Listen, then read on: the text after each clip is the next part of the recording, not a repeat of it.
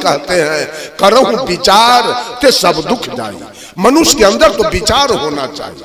अगर मनुष्य के अंदर विचार आ जाए तो क्या वो तंबाकू खाएगा, क्या वो दारू पिएगा? विचार आ जाए तो क्या वो मांस खाएगा, क्या वो मछली खाएगा, क्या वो दलाली करेगा, घूस खाएगा, चोरी करेगा, बेईमानी करेगा, हत्या बलात्कार करेगा? सारे पाप कर्म एक विचार केवल आ जाए तो सारे पाप कर्म कट जाएंगे। लेकिन आज मनुष्य नाना प्रकार के देवी देवता, भुइयां भवानी, मंदिर मस्जिद बना के उसके पूजा में लगा और विचार तो साफ खत्म हो चुका है।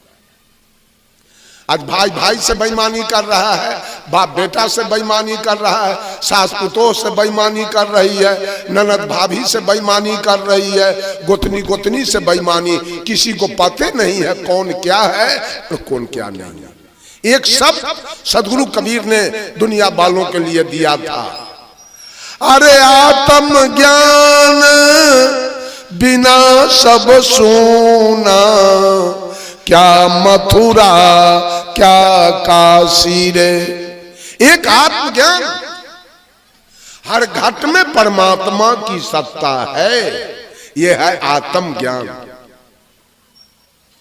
इतना ज्ञान मनुष्य को अगर हो गया कि हर घट में परमात्मा बैठा है, तो परमात्मा को दारू कैसे देगा, वो परमात्मा को खैनी कैसे देगा, वो परमात्मा जो अंदर में बैठा है उसको बीड़ी कैसे देगा। और है जब तक वो परमात्मा की सत्ता घट में है तभी तक की आंखें दुनिया को देख रही है, कान दुनिया की बातों को सुन रहा है, नाक सुगंध दुर्गंध ले रहा है, मुंह बोल रहा है, खा रहा है, त्वचा स्पर्श कर रहा है। जिस समय परमात्मा काया से निकल जाएगा, आंखें बंद हो जाएगी, कान बंद हो जाएगा, नाक बंद हो जाएगा, मुंह की क्रिया बंद हो जाएगी और स्पर्श की क्रिया बंद हो जाएगी, सारी क्रिया समाप्त हो जाएंगी। जैसे लाइन है तो हैलोजन जल रहा है, मरकरी जल रहा है, ये माइक काम कर रहा है, पंखा चल रहा है, लाइन कट गया तो सारे बंद हो जाएंगे। ठीक उसी प्रकार से जैसे उस हैलोजन और माइक को लाइन अपना सत्ता दिया तो कार्य हो रहा है, उसी तरह से इस शरीर को, इस जड़ शरीर को आत्मा अपना सत्ता दिया है तो आंखें देख रही है, कान सुन रहा है, और नाक सूंघ रहा है, मुंह बोल रहा है, त्वचा स्पर्श कर रहा है। जिस समय आत्मा अपना सत्ता समेट लेगा, ये शरीर डेड बॉडी होगा और श्मशान में जल के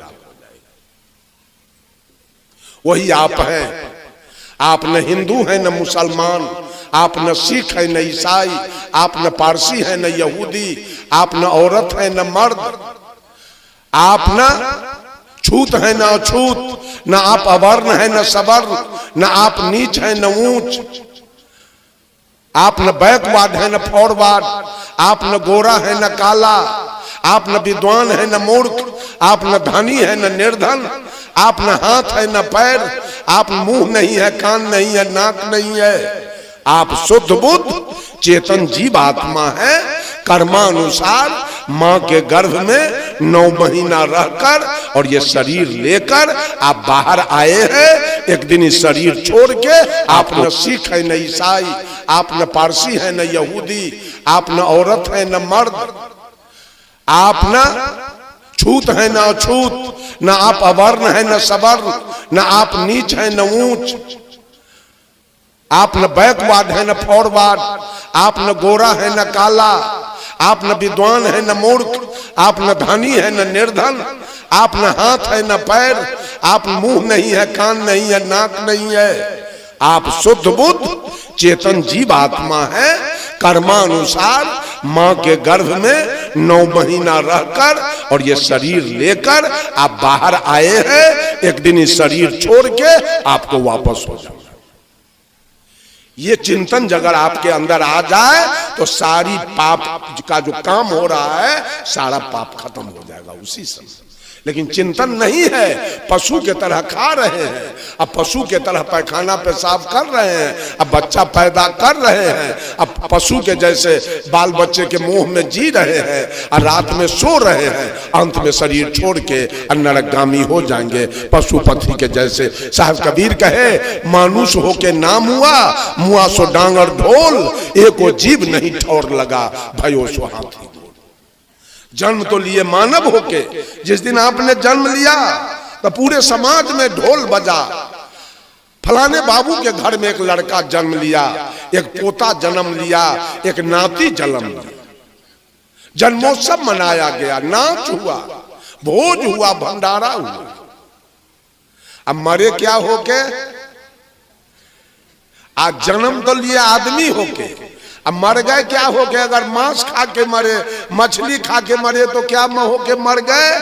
कबीर साहब कहे मानुष होके नाम हुआ। मनुष्य मरता नहीं है, ये मनुष्य जोनी मरने के लिए नहीं मिला, सारे जोनी है मरने के लिए, क्योंकि वहां ज्ञान भूमिका नहीं है। अब मानव जोनी है कल्याण पाने के लिए, मानव जोनी है मोक्ष पाने के लिए, मानव जोनी मिला है। अंत में सारे जोनी से घूरते फिरते अंत में मनुष्य जोनी मिला है, मुक्ति पाने के लिए, मोक्ष पाने के लिए, सुख शांति पाने के लिए।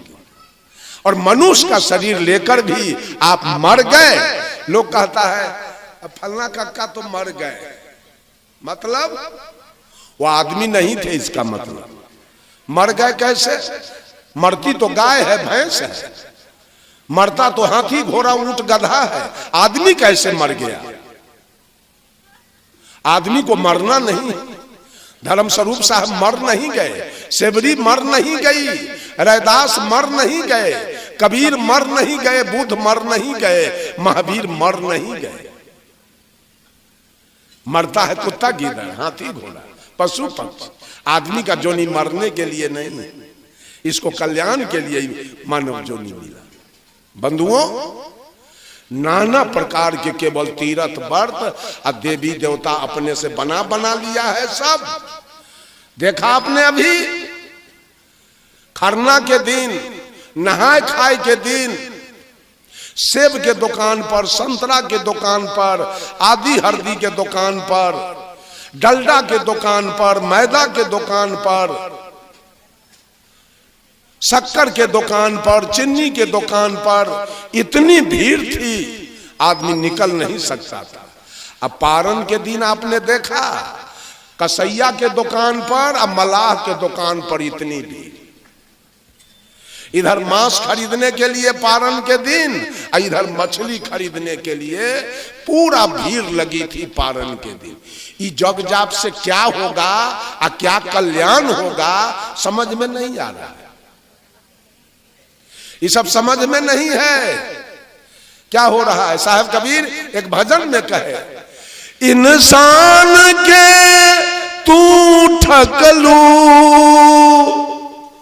भगवान के तू ठकलू, भगवान के तू ठकलू,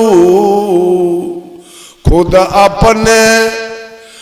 अपने ठका गए लो, यही माया के बजरिया में। किसको ठग रहे हैं? एक तरफ मनुष्य आदमी को ठग रहा है, इंसान को। दूध लेने आएगा तो झट पानी मिला के दे दिया, चोकर मिला के आटा में दे दिया, घी में डलडा मिला के दे दिया, दलाली मार दिया, घूस ले लिया। एक तरफ इंसान धोखा खा रहा है और दूसरे तरफ भगवान बना बना के धोखा दिया जा रहा है।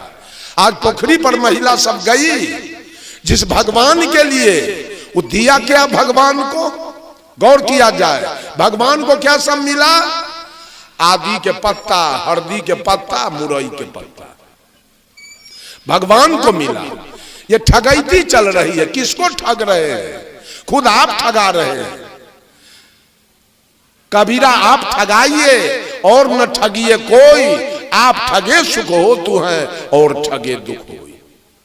तो दुख होगा दूसरे को ठग रहे हैं, भगवान को ठगने चले हैं। अगर कहते हैं भगवान है तो देखा किसी ने नहीं, भगवान को आज तक देखा किसी ने नहीं, और उसको भोजन क्या देता है?